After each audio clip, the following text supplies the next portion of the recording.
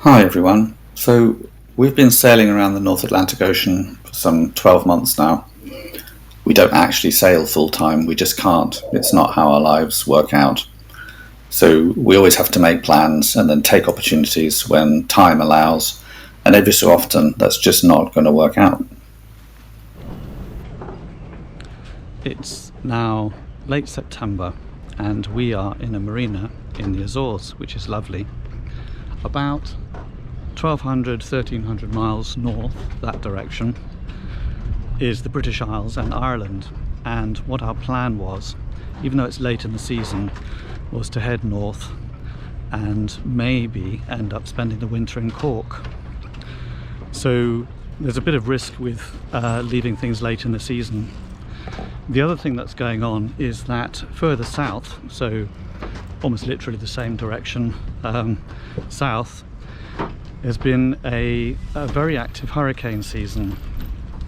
So it's an El Nino year, and in an El Nino year you often expect slightly subdued hurricane activity, but the ocean, the Atlantic Ocean down south, and probably here as well, is just really hot, and it's driven a lot of storm activity.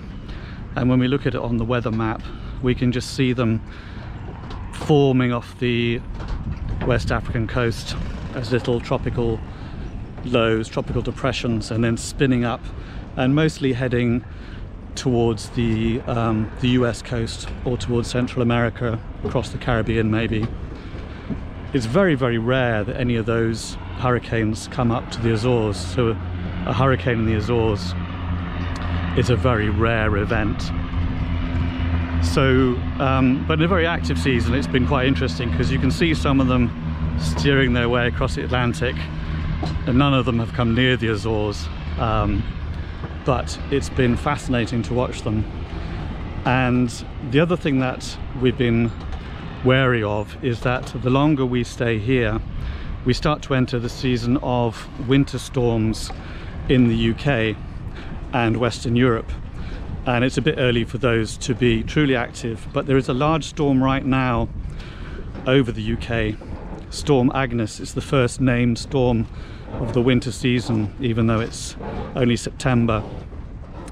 And one of the interesting things about Agnes is part of the energy of Agnes comes from the leftovers of Hurricane Ophelia, which hit the east coast of the United States maybe a week or so ago. So we've been looking at this and looking at the crossing and realizing that it's hugely unpredictable, and in some ways it's already our fault because we left things quite late in the season, but didn't quite expect the ocean to be so energetic at this time of year. That means we've decided to remain here, and that's a strangely tough decision to make because we're used to things running to our schedule. So when you have crew who have put time and money into being available, and you have a plan, and you have a marina booked at the other end, and you've paid up in this marina and you're kind of ready to check out, it's quite hard to do the obviously sensible thing sometimes and go, actually no, change all that, not going anywhere. Really hard to get your head round, and it's so tempting just to continue with your plan just because it was a plan. And it's I'm almost pretty certain that when we look back at over the next 2 weeks, because that's, say, roughly the maximum time it would take us to do the crossing, I pretty much guarantee we'll look at it and go, you know what, we would have been fine, we actually would have been fine. But for the small risk involved, despite the confidence we have in the boat and ourselves, it really isn't worth it. So we are going to be here over the winter, and as you wander around you think that really isn't a disaster, is it? That's lovely in many other ways. For completeness, the other things we considered was we thought about maybe going to Lisbon. So Lisbon is maybe due east about 700 or 800 miles, a week sailing maybe. But with this slightly chaotic weather we're having, there's an interesting dividing line where north of us and a bit north of east of us is chaos, unpredictable chaos. And as you head east, there's virtually zero wind in the direction of Lisbon, so that would also be a frustrating thing to do, even though I would love to be in Lisbon, and Lisbon is a lovely city.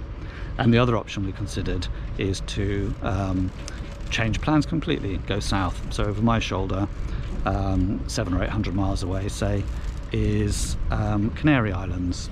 And so we looked at a route where we could leave here, pass by or stop over at Madeira briefly, head down into Canary Islands and overwinter in the Canary Islands, which would also be lovely. But the interesting thing about Canary Islands is, unlike here in the Azores where things are winding down as winter approaches, from a Canary Island sailing perspective, over the winter period is when a lot of the boats from Europe will be using the Canaries as a staging post to cross the Atlantic once the hurricane season is over. And that means that availability for marinas in the places we would want to be is basically zero at the moment. So all of those other decisions, I guess, were taken away from us, and it seems we're just going to be here. But like I say, frustrating because you've made all the plans and you've prepped the boat, but ultimately, even though if we get proved that it would have been fine, it's still the right decision to make.